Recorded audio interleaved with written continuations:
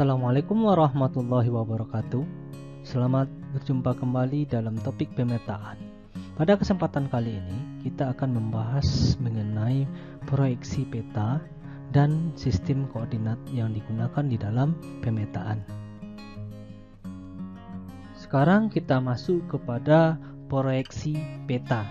Nah, apa yang dikatakan dengan sebuah proyeksi pada sebuah peta? Nah, proyeksi peta itu merupakan sebuah cara untuk memindahkan garis paralel dan juga meridian atas globe atau bidang lengkung yang kemudian akan dipindahkan menuju ke bidang datar. Nah, itu yang dikatakan dengan proyeksi sebuah peta. Intinya adalah pemindahan dari bentuk bumi yang seperti jeruk purut bulat kepada peta yang pada bidang datar. Nah, makanya itu dinamakan dengan proyeksi peta. Nah, di dalam melakukan proyeksi peta ada 3 syarat yang harus kita penuhi. Nah, yang pertama itu bentuk di peta harus sama dengan bentuk yang ada sebenarnya di lapangan. Nah, yang kedua, luasan daerah yang sebenarnya di lapangan harus sama dengan luas yang ada pada peta. Nah, yang berikutnya, syarat di dalam kita melakukan proyeksi peta itu adalah jarak di sebenarnya di lapangan harus sama dia dengan jarak yang sudah ada pada peta kita. Nah, jadi ketiga syarat proyeksi peta itu harus kita penuhi. Nah, apabila salah satu bentuk, luas, dan jarak tidak kita penuhi, maka proses proyeksi peta kita itu belum sempurna. Nah, ini menandakan bahwa proses pemindahan dari bentuk bumi yang lengkung kepada bidang datar yang tadi dia belum berhasil dilakukan. Secara umum kita akan melihat sistem proyeksi yang kita pakai. Nah, yang pertama yaitu sistem proyeksi peta azimutal, yaitu merupakan sebuah sistem proyeksi pada bidang yang berupa bidang datar dan menyinggung salah satu daerah kutub. Nah, daerah kutub dan di sekitar daerah kutub. Nah, jadi sistem proyeksi ini harus ada digunakan untuk daerah kutub. Nah, ini pada gambar ini bisa kita lihat. Nah, itu dia sistem proyeksi azimutal, itu dia terletak pada sebuah kutub. Nah, ini kalau gambarnya dia daerah kutub utara. Sekarang kita masuk kepada ciri-ciri proyeksi zenital atau azimutal tadi. Nah, yang pertama itu pada setiap garis bujurnya merupakan garis lurus yang berpusat pada sebuah kutub. Nah, jadi ini nanti bujurnya atau diameter titiknya itu dia tepat berada pada suatu kutub. Nah, yang kedua, bentuk gambaran pada garis lintang itu dia membentuk sebuah lingkaran atau konsentris mengitari kutub. Nah, jadi nanti gambaran yang muncul itu dia akan membuat sebuah lingkaran yang konsentris sehingga daerah kutub itu dia akan terkitari semuanya. Nah, yang ketiga, sudut yang ada di antara garis bujur pada peta mempunyai ukuran yang sama. Dia tidak akan ada sudut yang kecil sendiri atau besar sendiri. Nah, yang berikutnya, seluruh permukaan bumi berbentuk bulat seperti sebuah lingkaran pada saat digambar dengan proyeksi ini. Nah, jadi inilah ciri-ciri dari sistem proyeksi zenital atau azimutal. Sistem proyeksi yang kedua itu yaitu sistem proyeksi peta silinder atau yang kita kenal dengan istilah tabung. Nah, ini merupakan sebuah sistem proyeksi pada bidang yang menyinggung ekuator yang digunakan untuk di daerah ekuator atau di sekitar ekuator. Nah, pada sistem proyeksi silinder ini sistem kesalahannya itu sangat kecil. Kenapa? Karena dia itu akan mampu melihat daerah-daerah yang lumayan datar pada daerah pada garis khatulistiwa. Nah, sekarang kita masuk apa sebenarnya keuntungan yang kita lakukan pada sistem proyeksi silinder. Nah, yang pertama itu dia bisa menggambarkan daerah yang sangat luas. Nah, kenapa? Karena kita sama-sama tahu bahwa sistem proyeksi silinder itu dia dilakukan pada daerah khatulistiwa, yang mana daerahnya itu akan lebih banyak daerah yang lumayan datarnya dibandingkan dengan daerah lengkungnya. Nah, yang kedua keuntungannya adalah bisa menerangkan gambaran daerah di sekitar khatulistiwa. Nah, jadi nanti bukan hanya daerah tropis saja, bahkan di daerah-daerah yang memiliki iklim sedang itu dia bisa menambah referensi di dalam proses proyeksinya. Nah, yang berikutnya pada daerah kutub dengan menyerupai sebuah titik dapat digambarkan seperti layaknya garis lurus. Nah, kalau tadi kita gunakan sistem proyeksi zenital itu pada daerah kutub, nah dia akan membentuk sudut yang sama besar. Nah, tetapi kalau seandainya kita menggunakan proyeksi silinder, akan titik saja akan layaknya seperti garis lurus. Nah, yang berikutnya apabila semakin mendekati garis kutub, maka akan semakin luas wilayahnya. Nah, jadi inilah keuntungan yang kita dapat peroleh dari memakai sistem proyeksi silinder. Yang ketiga itu proyeksi peta kerucut.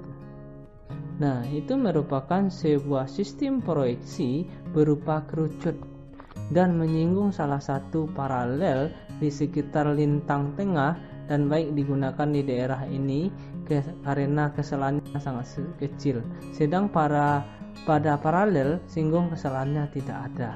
Nah, ini dia biasanya digunakan untuk daerah-daerah yang memiliki lintang tengah atau daerah-daerah yang memiliki iklim sedang. Nah, jadi dari ketiga tadi ada kerucut, silinder, sama zenital atau azimut. Nah, ketiga-tiganya itu dia mempunyai keunggulan masing-masing untuk satu daerah. Nah, kita ulangi lagi. Kalau kerucut itu dia akan bagus digunakan pada daerah yang berada pada daerah lintang tengah atau sedang. Kalau silinder itu khusus untuk daerah khatulistiwa, sedangkan untuk zenital itu digunakan untuk daerah kutub. Tadi sudah kita bahas sistem proyeksi peta itu secara umum. Nah, sekarang itu dari segi kebenarannya, ternyata sistem proyeksi itu juga harus ada juga dapat dibedakan kepada beberapa bagian. Yang pertama kita kenal dengan istilah proyeksi equidistant.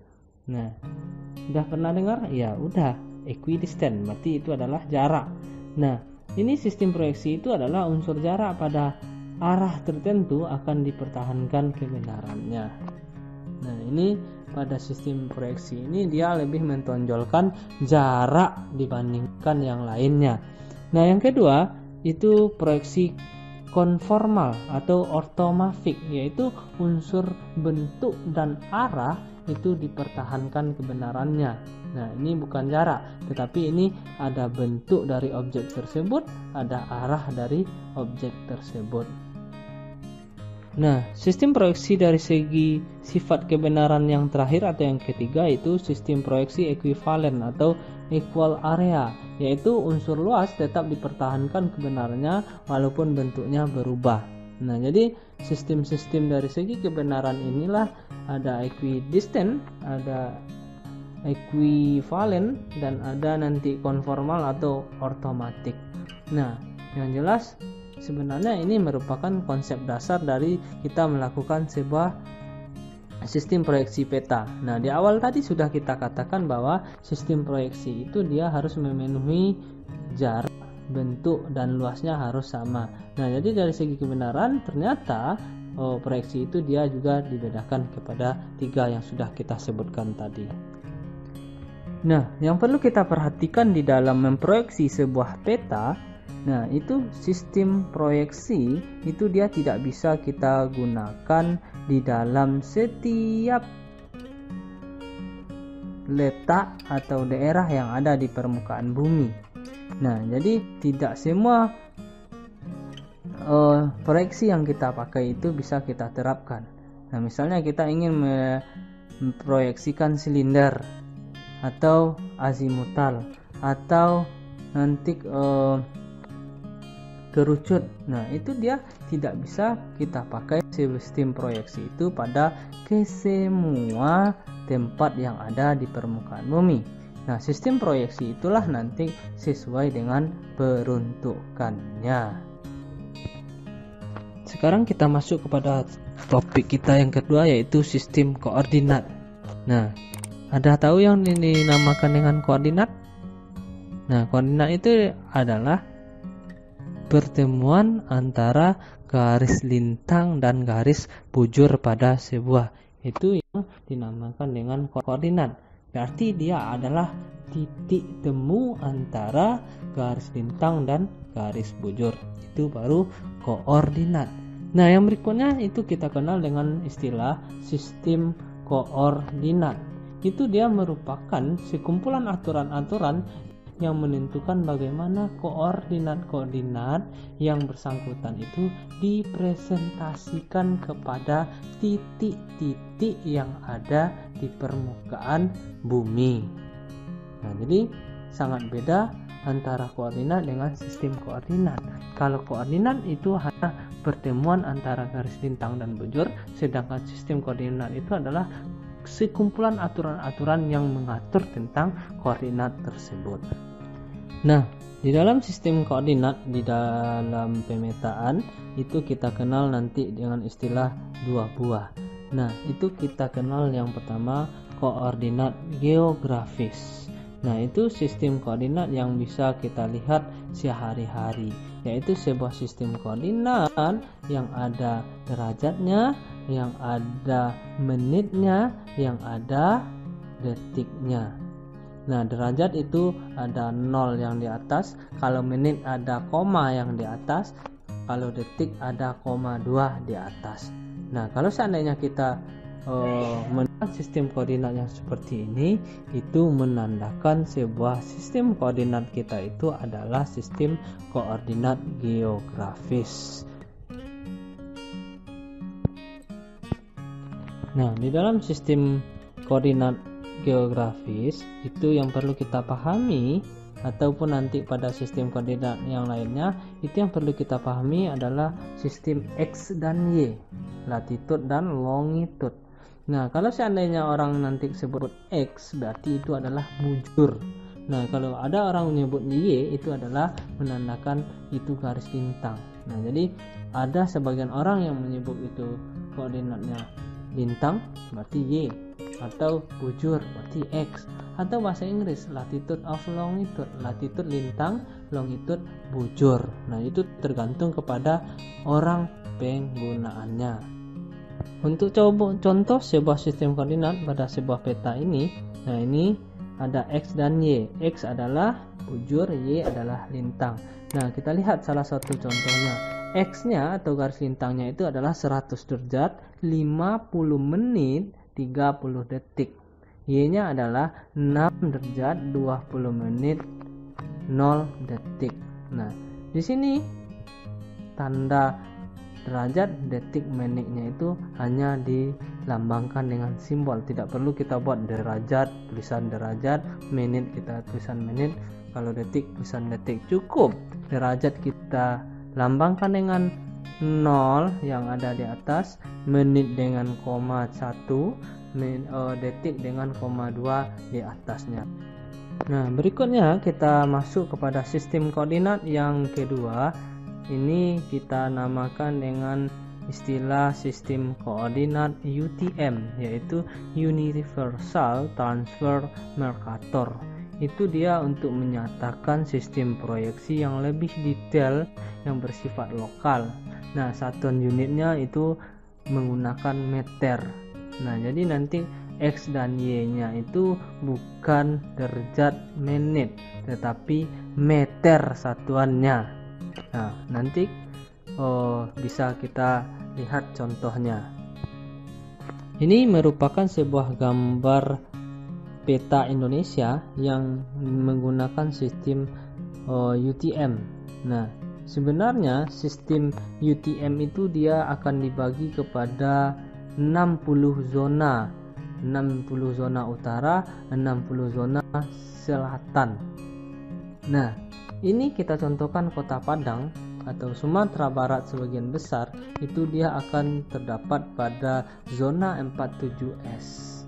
Nah, dia tidak akan mengenal lintang utara, lintang selatan, bujur utara, bujur selatan. Tidak, dia akan dikenal dengan istilah zona, zone. Nah, ada zona utara, ada zona selatan. Nah, kalau seandainya nanti kita melihat sistem koordinat yang seperti ini, berarti itu adalah sistem koordinat Universal Transfer Mercator atau kita kenal dengan istilah UT. Nah, ini merupakan sebuah peta yang menggunakan sistem koordinat UTM, yang mana X itu 650.000 meter, Y-nya 9.915.000 meter. Nah, ingat X itu adalah bujur, Y lintang. Nah, jadi daerah ini terdapat pada bujur 650 meter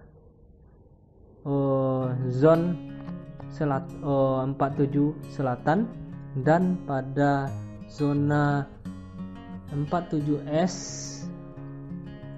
bintang 9.905.000.